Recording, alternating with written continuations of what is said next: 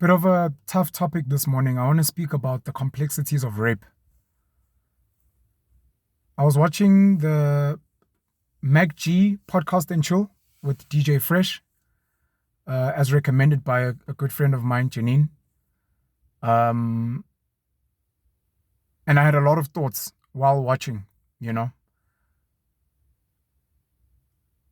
we live in a very sad society that has a majority of people that don't think. And even when they do think, they tend to keep their thoughts to themselves because they're scared of being cancelled. They're scared of being fired. They're scared of losing their job, being suspended. Some people even fear being suspended off social media. Something so like not really important. Nicki Minaj was suspended from, I don't know if it was Twitter or Instagram, for saying people should question the COVID vaccine jab. Question. She didn't say don't take it. She didn't say take it. She just said just question. And she spoke about a person that she knows or their relative who had an adverse reaction to getting the jab, and it blew up all over the media and all over the world. And she eventually was asked to speak with people at the White House, probably trying to convince her of the importance, etc. She made an Instagram video, maybe you can find it on YouTube, where she was like, what the fuck? And she's like, I know so many other celebrities who share my views, but they can't speak because they're scared of they're going to lose money and they're going to get cancelled. Rape is not black and white, is the first thing I want to say. It's an incredibly, incredibly sensitive topic, and it's one that almost no one wants to speak about. And when people do speak about it, it's always like on eggshells. And I feel like because it's such a sensitive topic, it's exactly why we must be allowed to say everything, anything and everything about it, and let people truly share like their darkest thoughts about it so that we can unpack it fully, including things like statutory rape, pedophilia. It's cute now that DJ Fresh and Euphonik feel the brunt of being, what they say, falsely accused. Being attacked, I think, by Nsigi Mazwai on Twitter, speaking about the dynamics of how they asked at the radio station if they could step down so that they could address this thing. Meanwhile, the radio station took that and they made it seem like they were the ones that were doing the good. So he's understanding that there are people with agendas. He's understanding that there are people that will take advantage of your situation. They understand that people can lie about you. And it's cute because it's fresh and he's a huge celebrity and he's a loved celebrity, especially, not even especially, even by mainstream white people. It's DJ Fresh, ha ha ha, the big dog. But now he will never be the same again after this, because the next time a normal teacher guy from Emadadeni in Newcastle says he's been falsely accused of rape, he's now going to actually pay attention. In the past, I can only imagine people like him who would, I believe, the victim. Where there's smoke, there's fire. But now when you're in the pot, when you're burning, now all of a sudden you become sensitive. There's a very good series on Apple TV, The Morning Show, with Steve Carell, Jennifer Aniston, and there's another big lady. I forget her name. Brilliant. Had me hooked. And I think it's worth watching for everyone.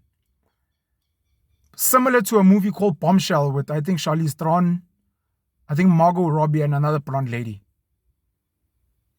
The nuances of sexual harassment, sexual misconduct, rape, at the different levels, at the different scales.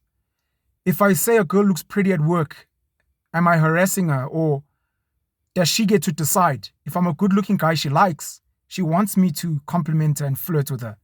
If I'm an ugly fat guy she doesn't like, all of a sudden it's harassment and I'm being called by human resources.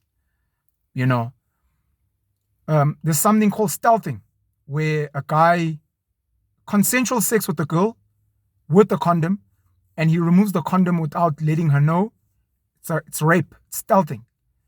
A guy can have his dick inside a woman having sex, and as soon as she says, please stop, if he carries on, it is then rape. A woman that wakes up her boyfriend or her husband with a blowjob while he's sleeping, he has not consented. So that per legal definition is now rape. And a friend 2 days ago asked me what I thought of Lady Zamar and Sjava, their story. And I said, I don't pick a side, but I have a theory of what may have happened. Lady Zamar and Sjava dated. This is my theory, by the way.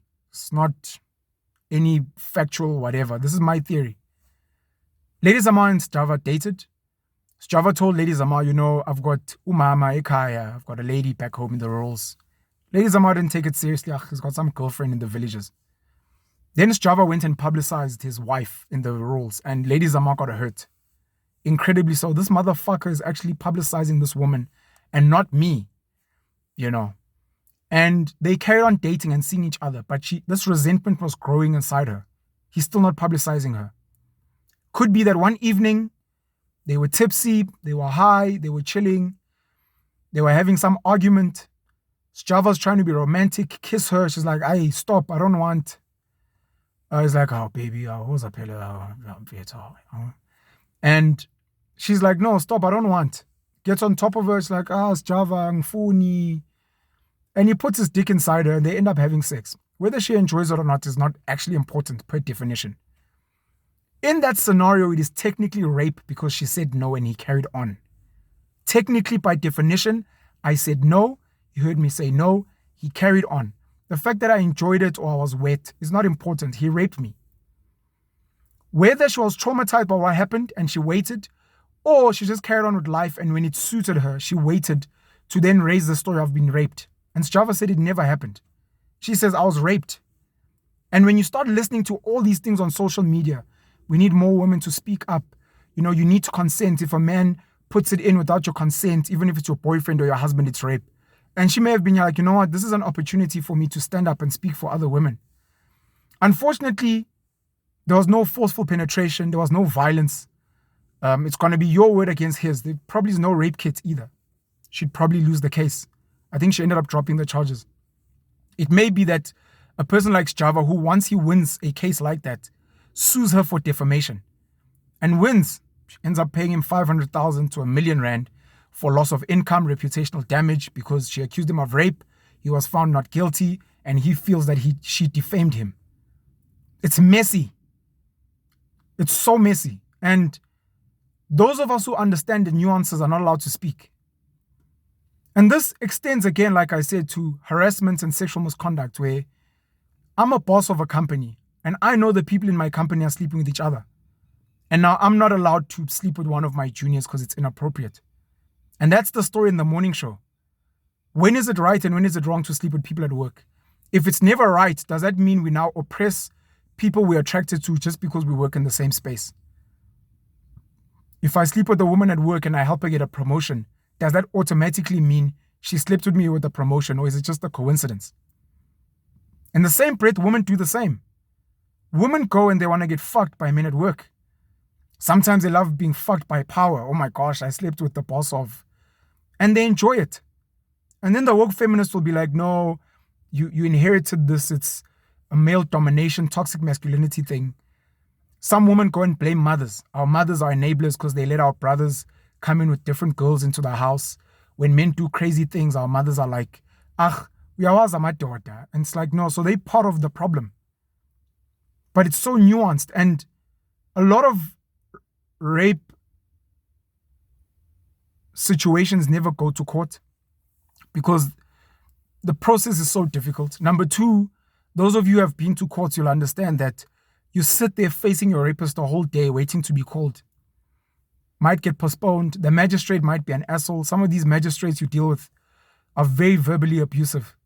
Our judges and our lawyers are not the smartest people on the planet. They just happen to go to school. They happen to study. They happen to pass. They happen to qualify. And now they practice. Doesn't mean that they have good hearts. Doesn't mean that they're intelligent. Doesn't mean that they have sensitivity. I have first-hand experience, especially from the children's court, where you've got magistrates that actually don't even know the law. They actually don't know the law, and I've had to school them as a normal person, school them on what the law says. So it's very sad, and I can only imagine how many people are falsely arrested and how many victims end up not getting justice because they're dealing with a rubbish magistrate. Sorry, man, please stop crying. I can't hear you. So it becomes very messy. Very messy. So I suggest watching the morning show, Steve Carell, Jennifer Aniston. I suggest watching Bombshell, Charlize Theron, Margot Robbie.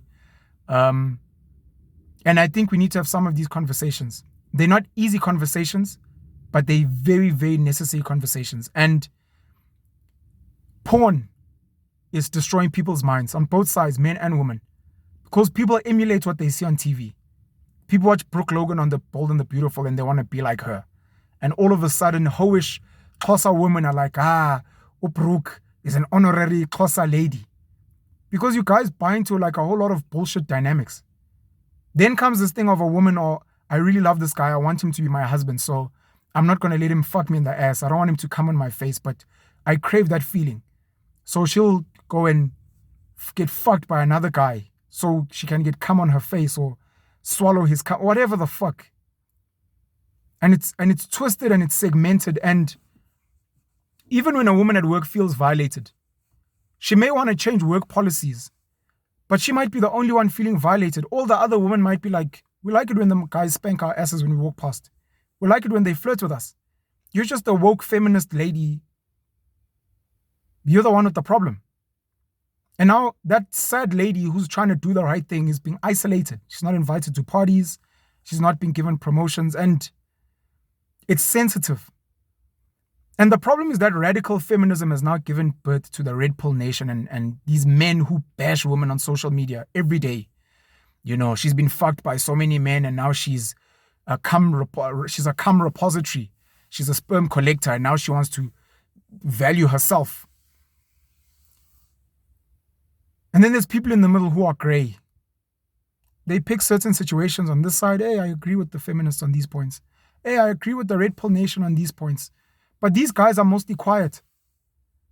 And sadly, the more you keep quiet, the more you make society worse, because it's the brave, stupid people who will get to dictate what is socially acceptable. And when social media decides to block us, it won't be because of the majority. The majority would not have spoken because they were scared.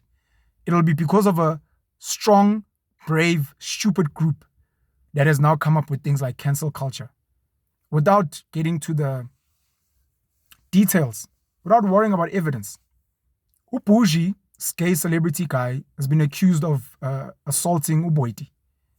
Sent a statement yesterday saying no one said anything when Uboiti was verbally and physically assaulting him until he retaliated. And now it's gender-based violence because he has a penis. If he had a vagina, it would have been woman on woman, it would have been crazy drama, people would have laughed. But now it's a gay feminine guy with a penis who happened to retaliate to a woman, and now it's gender-based violence and he's the one in the wrong. I'm not picking a side, I'm giving you the facts of the case. We don't know who's right and who's wrong. We'll see how the case goes, but that's the reality of what we're living with in society. And as long as people that have a brain are not speaking up and speaking louder and saying, let's talk about statutory rape. Let's talk about a 19-year-old boy sleeping with a 15-year-old girl who are both madly in love, who their parents get along, their parents know they're dating, their friends know that this is a really good guy, this is a really solid chick. But as soon as it comes out, it's technically and legally statutory rape. She's below the age of consent and he's older than her. Let's speak about these things, because if we don't, like I said, the brave people will do something. There's a group in North America, I think it's called Men Loving Boys. This group of men who are trying to legalize pedophilia. If this boy who's 12 years old says he loves me and I'm a 30-year-old man, who are you to tell us otherwise? We love each other. In the same way that homosexual people said, don't judge us. What happens in private is up to us. We're happy, we're consenting. Mind your own business. Now a 12-year-old child comes and tells you I'm in love with him. And it becomes a mess. But we have to have these conversations because, again, if you can believe a 12-year-old telling you I was raped, should we maybe be believing 12-year-olds when they say I'm in love with that old man? He feels like the best thing that's ever happened to me. Anyways, we'll have to discuss this another time. It's a very, very sensitive topic, but a very, very necessary topic because it impacts so many of us in society. Have a great Friday.